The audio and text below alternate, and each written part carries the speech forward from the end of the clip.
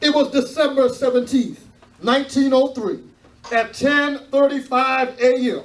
in Kitty Hawk, North Carolina, when two brothers named Orville and Wilbur Wright made that historic 12-second, 120-foot flight and said, if we get this thing right, we can take man off the ground and put man in the air.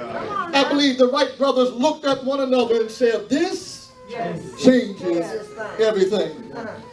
Tragically, on August 6, 1945, men got together and they began to recognize the evilness of mankind.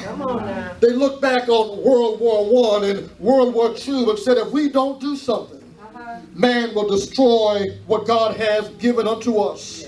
It was August 6 when men got together at Ground Zero and the atomic bomb had gone off. And those that survived all the rubble, I imagine they stood with heavy hearts saying, this changes everything. It would be the year 1950 when IBM introduced the first desktop computer. I know young folk think they created that in their generation, but it was actually 1950. And 1950, they put an IBM computer in every office.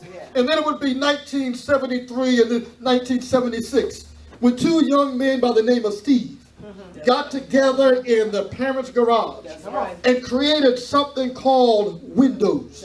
Eventually, they would tie it into the World Wide Web.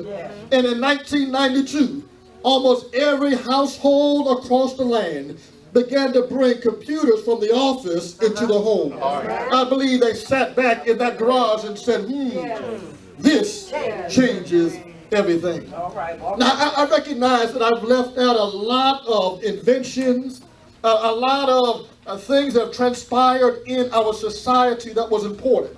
But I stopped by this morning not to tell you about inventions, but I stopped by to tell you about the most significant thing that has ever happened to mankind, where you and I ought to stand back and say, this changes everything. It was a Friday on a hill called Golgotha, a place called the skull, where they hung your Savior and mine, hung him high, suspended between the heavens and the earth. After a few hours' time, Jesus hung his head and died, placed him in a borrowed tomb. Can I footnote? Can I tell you why the tomb was borrowed? Because Jesus knew that he only required that tomb for just a few short days. He said, just put me in a borrowed tomb because in 3 days I'll rise again and you can have it back. The Bible said, and I don't know about you, but I believe it, early on Sunday morning, in 3 days' time, Jesus got up from the dead with all power in the palm of his hand. And I stopped by to tell you this changes everything.